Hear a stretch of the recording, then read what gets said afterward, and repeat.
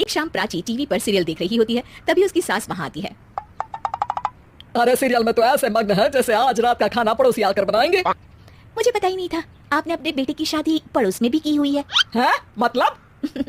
मतलब इस घर में सारा काम बहू ही करती है, आप तो सिर्फ खर्राटे मारती हैं। अच्छा जी, फिलहाल तो तुम आराम फरमा रही हो, चलो जाओ, ये मेरे टीवी देखने का समय है। हाँ, इसलिए मुझे भगाया जा रहा है। सॉरी, अब तो बिल्कुल नहीं जाऊंगी। प्राची की इस बात पर दोनों सास बहू के बीच टीवी रिमोट के पीछे बच्चों जैसी छीना झपटी शुरू हो जाती है, जिसके बीच श्लोक भी काम से घर वापस आ जाता है। हाँ, आज मेरी चूहे बिल्ली की जोड़ी किस बात पर झगड़ रही है? अरे तेरे बीवी मुझे टीवी नहीं देखने दे रही। अरे तुम्हारी मम्मी मुझे खाना बनाने के लिए फोर्स कर रही है। अरे वाह, ऐसे बेतुके रीजन पर तो बच्चे भी झगड़ा नहीं करते। अरे मुझे कुछ मत बोल, सब इसने ही शुरू किया है। हाँ हाँ, जैसे आप तो बहुत दूध की धूली है ना। अरे बस दोनों चुप। प्राची जाओ, खाने की तैयारी करो। और माँ तुम छोड़ो, तुम्हें क्या बोलूं, शांति से अपना सीरियल देखो, मुझे दोबारा लड़ने की आवाज सुनाई नहीं देनी चाहिए। ऐसा बोलकर श्लोक वहां से चला जाता है, जिसके पीछे पीछे प्राची भी कुछ न कुछ बड़बड़ाते हुए रसोई में चली जाती है। हाँ हाँ, सासू जी को तो कुछ बोलेंगे ही नहीं, बस मुझ पर ही हुक्म चलता है, खाना बनाओ, जैसे मैं इनके घर में खाना बनाने के लिए आई हूँ।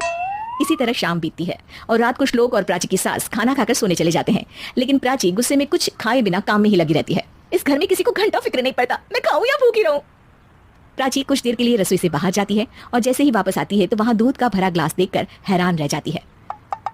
फिक्र पूरी है, बस दिखाना नहीं है। प्राची दूध पीकर सोने चली जाती है और अगली सुबह एक बार फिर सास बहू का कार्टून नेटवर्क स्टार्ट हो जाता है। ये तुमने ही किया है। अरे अजीब जबरदस्ती है, मैं बोल रही हूँ मैंने कुछ नहीं किया। दोनों ने मिलकर पूरे घर को पागल खाना बनाया हुआ है। यहाँ कोई नॉर्मल इंसान तो रह ही नहीं सकता, इसीलिए अब पड़ोसी क्या रिश्तेदार भी घर आने से कतराते हैं। और सुन बेटे, तू भी चंगा, तेरी माँ भी चंगी, तेरी बीवी भी चंगी, रिश्तेदार।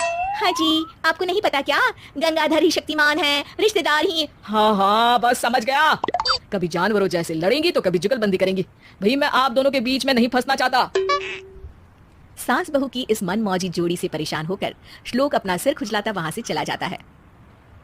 चलो अब मैं भी कीर्तन में जा रही हूँ। इस पर जैसे ही सास कमरे में अपना पर्स लेने जाती है तो वहां नाश्ते की प्लेट रखी देख मुस्कुराने लगती है और नाश्ता करके घर से बाहर निकलते हुए कुछ पैसे टेबल पर रख जाती है, जिसके कुछ देर बाद सिलेंडर वाला घर आता है। ओ मोरी मैया, मैं सिलेंडर के बारे में तो बिल्कुल भूल ही गई थी। घर खर्च के सारे पैसे भी मम्मी के पास है और श्लोक से बोला तो उल्टा 4 बात सुनाएंगे। प्राची ये सोच ही रही होती है कि अचानक उसका चेहरा चमक उठता है और वो घर में आकर इधर उधर देखने लगती है। तभी उसकी नजर टेबल पर रखे पैसों पर पड़ती है, जिन्हें वो सिलेंडर वाले को दे देती है। ये सब श्लोक देख लेता है। अच्छा बेटे, इतना बड़ा घोटाला, सबके सामने मैं तेरी दुश्मन और पीठ पीछे तेरी मेरी यारी। इस पर श्लोक एक प्लान बनाता है और शाम को सब एक साथ बैठे होने पर बोलने लगता है। माँ, तुम दोनों की बहुत लड़ाई होती है, इसलिए मैं सोच रहा हूँ कि प्राची को उसके घर छोड़ाऊं, इससे वो भी खुश रहेगी और तुम भी। अचानक श्लोक की ये बात सुनकर सास बहू शौक से उसकी तरफ देखती है। अरे ऐसे कैसे घर छुड़ाओगे, मुझे कहीं नहीं जाना। अरे तुमने बोला नहीं पर मैंने सुन लिया, तुम्हें मम्मी के साथ रहना अच्छा नहीं लगता, मुझे पता है। अरे वाह, अरे जब बहू खुद कुछ काम बोले तो वो तुझे सुनता नहीं, और अब जो इसने बोला ही नहीं वो तू समझ गया। जब उसे नहीं जाना तो फिर जबरदस्ती क्यों कर रहा है?